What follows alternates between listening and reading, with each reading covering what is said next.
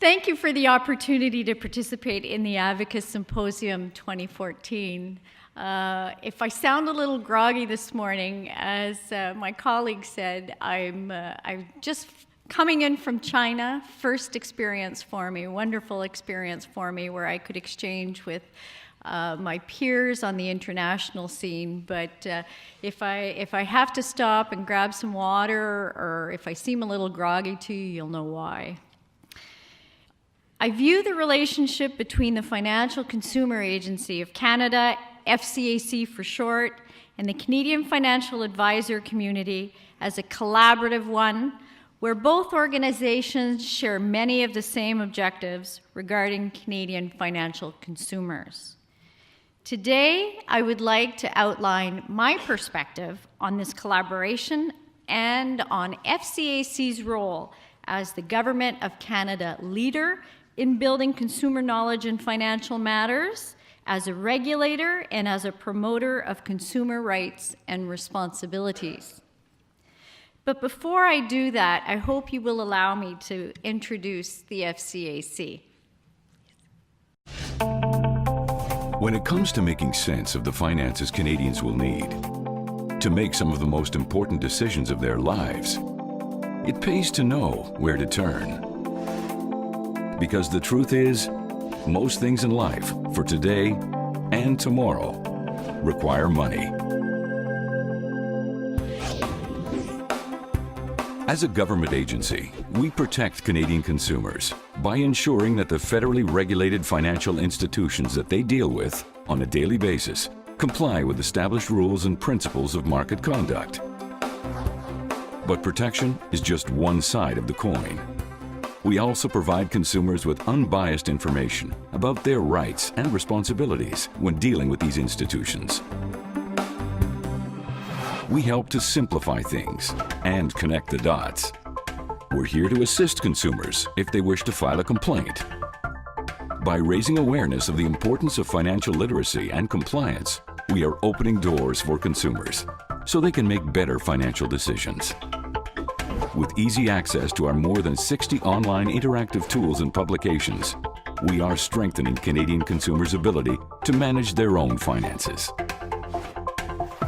Possessing knowledge and a basic understanding of financial matters improves all of our lives.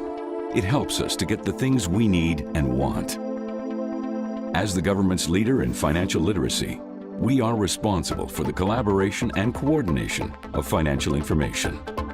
We make sure that this vital information reaches Canadian consumers through increased partnerships with government agencies, consumer and community groups, and other organizations. Sharpening consumers' financial knowledge and skills, making certain that Canadians can fully benefit from the financial protection they are entitled to. It's what we do, by the numbers. It pays to know the Financial Consumer Agency of Canada. Thank you. Hopefully that beats a long-winded list of things we're doing to meet our consumer protection and consumer education mandates. So what it all comes down to is ensuring that people get the right information and opportunities to develop skills and confidence to make wise financial decisions. The financial universe continues to grow in complexity, and that is a reality. We see a constant flow of new financial products and services emerge into the Canadian marketplace and continue to be dazzled by the technology behind these products. Who could ever have imagined the current volumes of mobile payments only 10 years ago? Another reality is that today's consumers are getting bombarded with vocabulary that perhaps 25 years ago did not exist. Think of e-deposits, e-transfers, TFSAs, HELOCs, RDSPs, RESPs. Even the most commonly used financial terms like credit, budgeting, savings can be very abstract to some. I myself find it perplexing to hear the bond prices on the nightly business report, and I'm sure I'm not the only one who does. And we won't even go into the emerging cryptocurrency business, Currencies created by often unknown persons with transactions involving no financial institution, no regulations, and where there is no need to provide your real name to complete a transaction. But the truth is that more and more merchants are accepting digital currencies such as Bitcoins. So now it is quickly becoming a consumer issue. And all this may present some challenges to you, the industry professionals, but the consumer's challenge, making sense of this complex financial world, may be much greater, but this is where we can all make a difference. I find it amazing that so many people focus on saving a few dollars on household purchases or clothing, but have little awareness or understanding of the performance of their RRSP account or the actual interest rate on their credit card. And I'm convinced that as financial advisors, you must see that every day. Now, I don't intend to get into a behavioral economics lecture here this morning, but I do want to underline the premise for our action on financial literacy. And that is that people often make financial decisions based on very little knowledge. The Government of Canada has recognized the vital importance of financial literacy not only to individuals, but to the country's economy as a whole. Understanding the basic workings of money is an essential life skill. In 2007, recognizing the need to improve financial knowledge and the decision-making of consumers, the Government of Canada expanded FCAC's mandate from consumer protection and consumer education to officially include financial literacy and provided it with resources to develop a financial literacy program for youth. Then, in its 2008 budget, the government provided ongoing funding to FCAC to support efforts to improve financial literacy in Canada, not only among youth, but Canadians at large. Now, let's be clear. Our ambition is not to make people understand the bond market, but financial consumers should be aware of the returns on their savings, the actual cost of their debt, or the composition of their RRSP portfolio. Our conversation about financial literacy today is timely because, after all, November is Financial Literacy Month. And this year's theme is strengthening financial literacy through collaboration. And I'm particularly pleased to meet with individuals such as yourselves who can make a difference in raising the level of knowledge about financial matters. The baseline for our financial literacy initiatives is the Canadian Financial Capabilities Survey, which was fielded in 2009. This study gathered information from 15,000 Canadian adults and tested them in 5 areas: keeping track of expenses, planning ahead, staying informed, choosing products, and making ends meet. The survey results revealed that 40% of Canadians in at least 3 of the 5 areas I mentioned were weak. One of the questions that was asked was where respondents got their financial advice. And the answer may not surprise you. The 2 key sources of financial advice in Canada were banks at 41% and financial advisors and planners at 39%. And the sources of advice that most influenced their decisions about financial investments were knowledgeable friends at and we know how knowledgeable our friends are, at 43%, and financial advisors at 54%. So your counsel and guidance is hugely influential for Canadian consumers. And the fact that you enjoy this level of credibility with Canadians is very much to your credit. The 2009 survey raised concerns on the issue of financial preparedness and overall, and only 25% of Canadians scored at a high confidence level in all 5 areas tested. The survey results also showed that nearly half of Canadians have not taken that first step towards personal financial management, making a household budget. And more than half of Canadians between the ages of 18 and 29, and the majority of those over 70, do not have a budget. Nearly a third of Canadians struggle to keep up with bills and financial commitments. And of those Canadians planning to purchase a home, 48% have saved less than 5% of the cost, while 67% have saved less than 10% of the cost. The survey also found evidence that Canadians lack financial knowledge. 52% of Canadians planning to purchase a home were not expecting to incur any cost other than the down payment. Only 40% of Canadians had a good idea of how much money they needed to save to maintain their standard of living in retirement. And we're not the only organization to uncover these trends. In another study, the Canadian Institute of Chartered Accountants found that nearly half of all Canadians carry credit card balances from month to month, up from 1/3 from a few years previous. Fewer than half of Canadians are saving enough money from their paychecks for retirement, and nearly half of Canadians would find it hard to make the monthly payment on their mortgages and other debts if interest rates were to rise significantly. That last point is serious cause for concern. It reflects 2 weaknesses: the personal savings rate in Canada, which has been falling since 1982, and the level of debt many Canadians are carrying, a record high, in fact.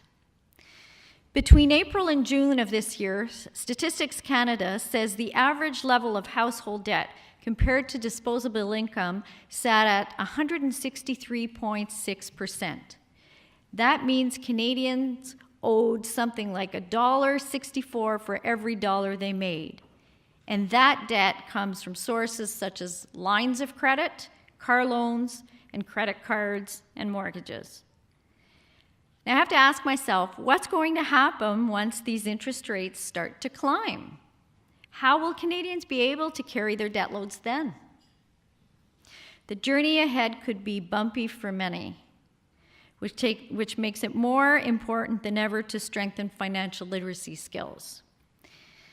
The data from the Capabilities Survey was our point of departure. Let's remember that in 2009, we were still in the midst of the 2008 economic crisis. So in response to this, the government launched its Economic Action Plan with the purpose of investing in businesses and individuals to foster growth and prosperity. In the spirit of the Economic Action Plan, the federal government announced the creation of Canada's Task Force on Financial Literacy. The task force was given the mandate to provide advice and recommendations to then Minister of Finance Flaherty on a national strategy to strengthen the financial literacy of Canadians. The task force report, tabled in 2011, concluded that financial literacy is essential to the prosperity and financial well-being of Canadians. I know that you don't have to split the atom to arrive at that conclusion, but it does need to be spelled out. And here's how the report formulates it. Financial literacy is having the knowledge, skills, and confidence to make responsible financial decisions. Knowledge refers to an understanding of personal and broader financial matters. Skills refer to the ability to apply that financial knowledge to everyday life. And confidence means having self-assurance to make important financial decisions. And responsible financial decisions refer to the ability of individuals to use the knowledge, skills, and confidence they have gained to make choices appropriate to their own circumstances, because we know what's good for one isn't necessarily good for another. The report made a total of 30 recommendations, which we are now acting upon. In April of this year, the government appointed Jane Rooney as Canada's first financial literacy leader. The focus of her mandate is coordinating and collaborating activities with stakeholders across the country to strengthen the financial literacy of Canadians. This involves close collaboration with individuals and organizations that have an interest in financial literacy, such as yourselves. The development of Canada's national strategy for financial literacy is the first order of business for the financial literacy leader. She has now established a national steering committee on financial literacy, and members of that committee will play an important role by providing input and advice on implementing the national strategy and by advancing the strategy within the sector they each represent. One of these members is Mr. Kerry List, President and CEO of the Financial Planning Standards Council. Work on a national strategy is being carried out in phases because as individuals, we all have different financial literacy needs at different stages in our lives. It also addresses the particular needs of priority group within Canada's population. For each phase, public consultations have been or will be held across the country. The first phase focused on seniors and those approaching this stage of their lives. As financial advisors, you are probably faced with the realities of people who are not financially ready for retirement. Everything about retirement has changed in the last few decades, including life expectancy and benefits available. The challenge is to provide Canadians with the financial information and guidance early enough to adequately prepare for and live in retirement. We recently conducted consultations across the country and have received input from many people and organizations. The first set of findings, those related to seniors, was published in October. The findings are very telling about seniors and provide some insight into some of the challenges they face. Here are some of the comments we heard. Seniors are a diverse population. This suggests that we need to communicate differently with different groups of seniors. There is a need for clear and simple communication. Decisions and behaviors early in life have a significant impact on seniors and their financial well-being. This highlights the need for the strategy to emphasize lifelong learning approach to financial literacy. Potential healthcare costs for seniors are not well understood, and this issue needs to be addressed. And finally, a number of submissions mention that the financial products and services available to low and moderate income seniors are more limited than one would hope. The Seniors Financial Literacy Strategy is now available on FCAC's website at itpaystoknow.gc.ca. We've now launched our consultation process for the next phase of the strategy, which focuses on priority groups such as low-income Canadians, Aboriginal peoples, newcomers, women, and persons living with a disability. One of our priorities is to engage key stakeholders from the sectors related to personal finances, including people in banking, insurance, real estate, and of course, financial advisors.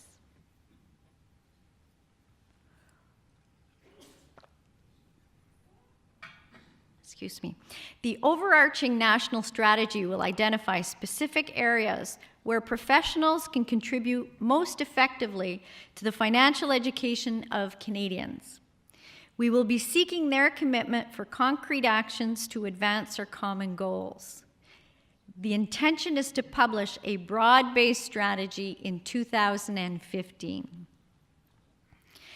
Financial literacy is a national issue, and one that can only be addressed by working together. You meet people with the objective of ensuring they understand their financial goals and risk tolerance, and you match them with products and services that are appropriate. But beyond advising on financial products, you can help them become more informed and more knowledgeable. You therefore allow them to manage their money more wisely, reduce their debt load, and increase their long-term savings. Providing financial insight and sharing your understanding of the financial world not only helps people achieve their long-term goals, but it adds to the value of your service. The 2010 task force recommended that the Government of Canada provide Canadians with a single-source website for financial literacy with the objective of increasing public awareness. In response to this recommendation, the FCAC has developed a financial literacy resource database, a central gateway for all information related to financial literacy. I invite you to visit the financial literacy section of the website I referred to earlier, itpaystoknow.gc.ca, because this resource comprises, among other elements, links to materials, tools for the owners of those materials, to list them on FCAC's website, and an interface which the general public can use to search financial literacy information. Our job is to continue to monitor the evolution of financial literacy in Canada.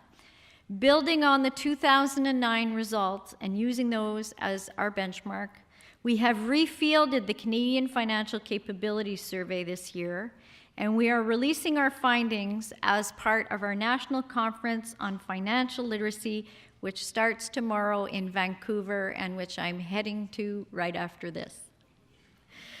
The 2014 iteration is testing the same 5 areas as the 2009 survey. In each area, financial services providers can help their clients achieve their goals by conveying the following messages. Live within your means. While you can't force your clients to spend less than they earn, you can make money-saving suggestions and inform them of the importance of paying down debt every month. Budget wisely. Though this may sound quite basic, it's important to explain the money savings benefit of careful budgeting and to point your clients in the direction of online or printed budget sheets or other budgeting materials. Plan ahead. Help your clients take full advantage of possible employer pension plans, match retirement savings, and learn about and use RRSPs, tax-free savings account, and other long-term savings vehicles. Choose products carefully. This is about helping clients choose products that have the appropriate costs and benefit for their lifestyle and level of income. Stay informed. Encourage your clients to seek out additional sources of information, such as FCAC's websites and its financial literacy resource database, where they will find a wealth of information to help them strengthen their financial acumen. Increasingly, financial literacy is looked upon as a pillar of consumer protection that permits a smooth and functioning market and stable economy. Since FCAC was created in 2001, financial education and strong supervision of federally regulated financial institutions have formed the basis of our consumer protection efforts.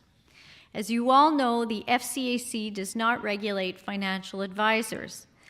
But that doesn't mean that we're not interested in the relationships you have with your clients. In fact, we are interested in the protection and well-being of all Canadian consumers, regardless of whether they're dealing with a bank, an insurance company, a brokerage firm, or an advisor. Part of our role in protecting consumers involve overseeing legislation voluntary commitments, and codes of conduct that apply to federally regulated financial institutions. Many of the rules and commitments we oversee are based on clear disclosure principles. Consumers need to understand when shopping around for financial products the options available to them, their features and benefits, and any limitations or risks associated with them. They need to be able to compare the products or services they are considering and understand the charges and fees associated with them to make decisions that are best suited to their circumstances. At FCAC, we hear about the issues that consumers encounter while navigating the complexities of the financial market down to the difficulties they experience when conducting day-to-day transactions. Whether it's a homeowner who doesn't have the information they need to make the choice between a conventional and a collateral charge mortgage, or a young adult with his first credit card who really doesn't understand how the interest rate is calculated on cash advances, or the penalty that is charged for late payments or unpaid balances. Or even still, as I did, the parent who loads funds onto a prepaid card for his or her child without knowing about the maintenance fees that are likely to chip away at the amount initially loaded on the card.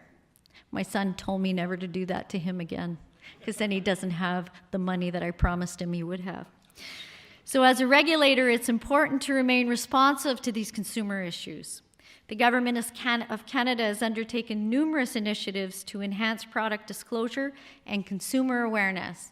For example, Budget 2014 called on banks to better inform consumers of the costs and risks of collateral mortgages in comparison to conventional mortgages, and to equip borrowers with information that will facilitate their understanding of those products.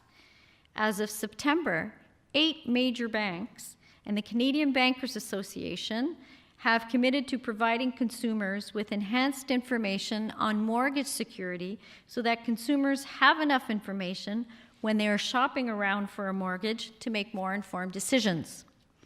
And last May, new prepaid payment product regulations, you try saying that, came into force, and these apply to network-branded prepaid cards. Now, financial institutions must provide consumers with information about the fees in an information box on the product's exterior packaging. FCAC works with financial institutions to ensure that their products, policies, and practices comply with these rules and commitments so that consumers can increase their financial knowledge and ultimately make financial choices that are right for them. One of the emerging trends I see is consumers' growing comfort with using the services of payday lenders. Payday lenders whose rates tend to be quite a bit higher than conventional lenders. We all have a role to play in informing consumers that other options are available to them. As a starting point, they need to know that all Government of Canada checks under $1,500, whether for pension or social assistance, can be cashed for free at any Canadian bank. This is a right consumers have. There is therefore no reason for them to have to pay for that service through a payday lender. I'm fully aware that this issue has other dimensions to it, including social, integration, and mental health. All those matters need to be addressed as a whole. However, financial literacy and sound advice are important parts of the solution. We need to assist people in precarious situations to manage their affairs so that they are not stuck in the event of financial emergencies. So as I wrap up, I did want to tell you that I've had a chance to look at your public information, and I quickly realized that we share the same basic objectives when it comes to consumers. Your website reads, Advocis is at the forefront of consumer protection and promotes a model for delivery of financial services and products that places the consumer interest as the primary objective. It really comforts me to know that we are working towards the same end. So my message to you is the following. Consumer education and financial literacy are key elements of financial well-being. I look forward to a productive and successful collaboration with your industry. I think this is to everyone's benefits. Thank you very much.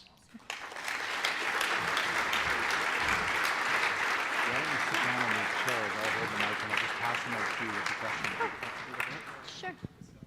I can take my water.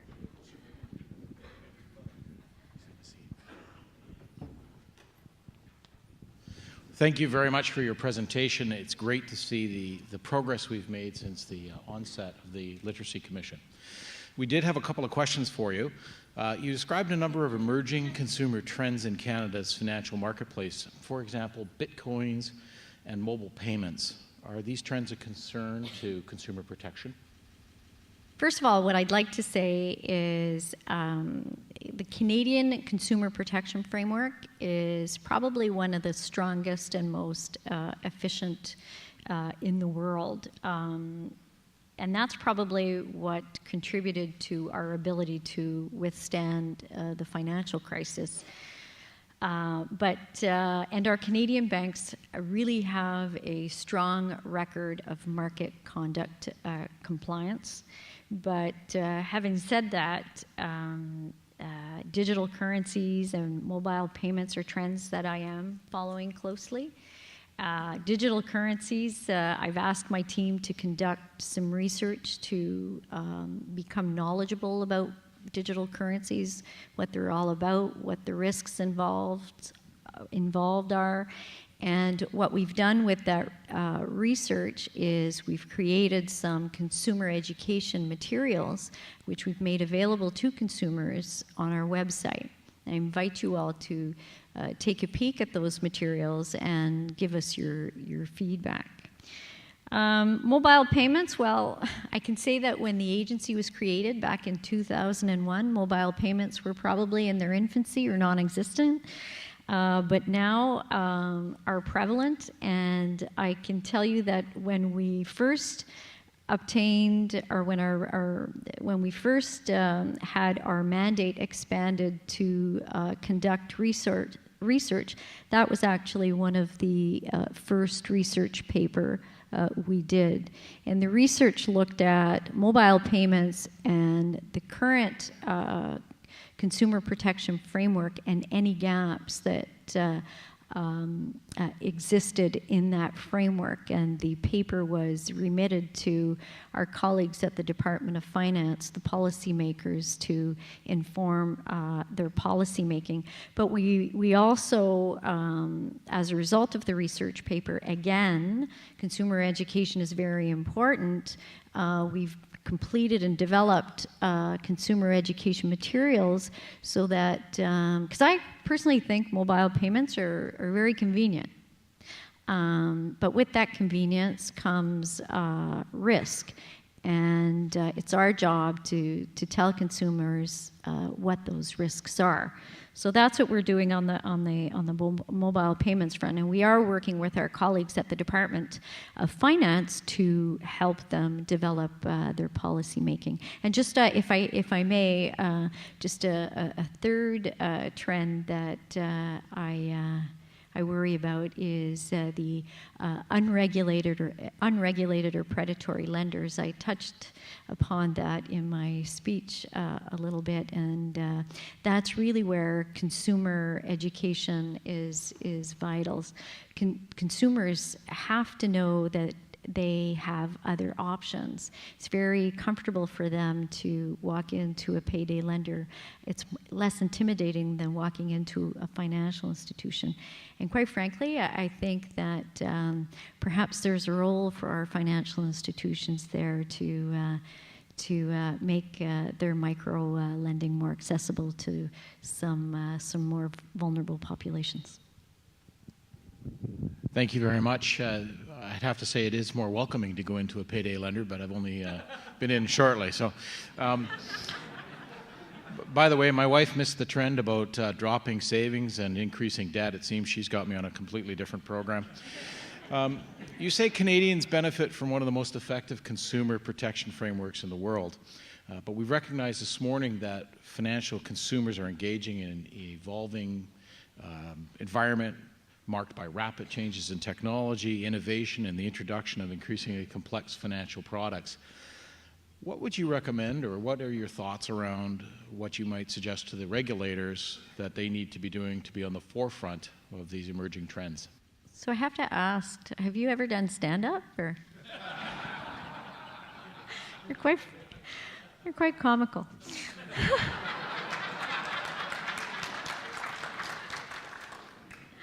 Actually, this is something that in China, when we were meeting with the international regulators, my international counterparts, I actually did a keynote speech on just that. And I think that today's regulators have to do things a little differently. And what that means is that, in my view anyway, they have to be more proactive and preemptive. So it's not about coming in as an enforcer, in my view. There also has to be respectful, collaborative approach to supervision. So rather than, again, coming in heavy-handedly and having almost an anti-business approach. And also, I think that regulators must become prominent thought leaders in my area anyway, in consumer protection, rather than just watching by the sidelines. And let me expand a little bit on that. We oversee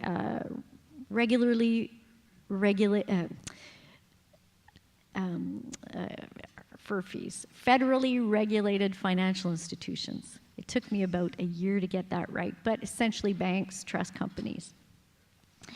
And we oversee their compliance with the legislation and regulation that is designed to protect consumers. And so, since I've been appointed as commissioner, the way we do that is, rather than come in after the fact, lay down the law, and demand that problems be fixed, we get the financial institution to involve us in their processes from the outset so that we can work with them to bring them into compliance. Because our aim is really to avert potential harm to consumers. And it's much better than to have to mop up after issues have already surfaced. So, in my view, it's very important to maintain strong and open dialogue with the entities we supervise. I have to thank you for your clarity of communication and the leadership of which you're bringing to this particular area. We have one last question, which is, can you expand a little bit on what your group is doing and has planned for the November's Financial Literacy Month, so that we might engage in it and share in your endeavors? So November is Movember, but it's also Financial Literacy Month. Yay! I don't have a mustache. I could have worn a fake one, I guess. But when we launched Financial Literacy Month earlier, when I was in China, we actually, in collaboration with the Canadian Bankers Association, launched a new financial literacy resource for seniors called Your Money Seniors, YOMO Seniors. And that consists of an hour seminar that retired bankers give to seniors, either at their community, through their community organization or others, and to really help seniors understand how to manage their money in retirement, because it's not obvious to some seniors how to manage their money in retirement. I'm on my way to Vancouver for what I referred to as the National Financial Literacy Conference, which is our fourth one, André-Marc? Fourth conference. We typically hold these conferences every 4 years, or 3 years rather.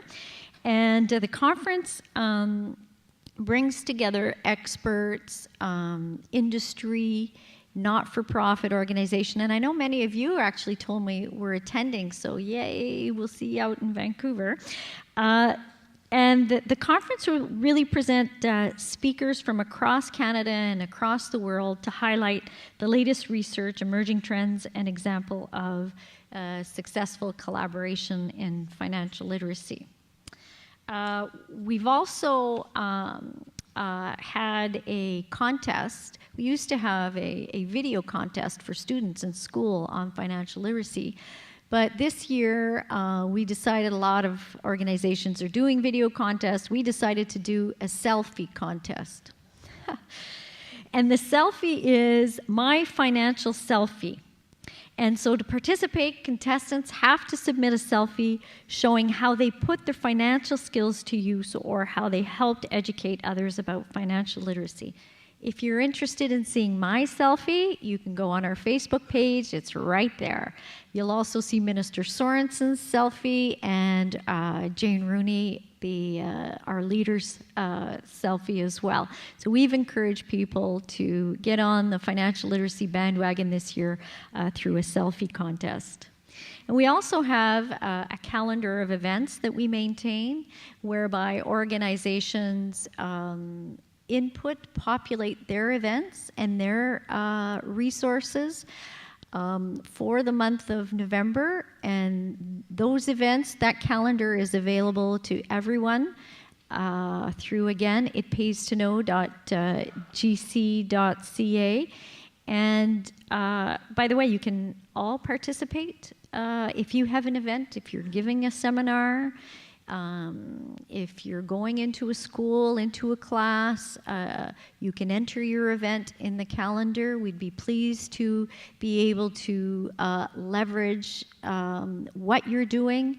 As a regulator, it's very rare that I get an opportunity to leverage, first of all, what the financial institutions I regulate are doing, the good work that they're doing in the space, but it also allows me to leverage all the good work that's going on with respect to financial literacy, and I'd love to promote through the calendar the good work that you're doing. Thank you very much. You probably couldn't find a room of people more interested in improving and increasing financial literacy than the financial advisors in this room. And so we're very glad to hear what you're doing to really include some of the very vulnerable groups in our society, the young, the old, the disadvantaged, and it's terrific work. I'd like to give a warm appreciation of applause for you for your contribution today. Thank you for being part of our show.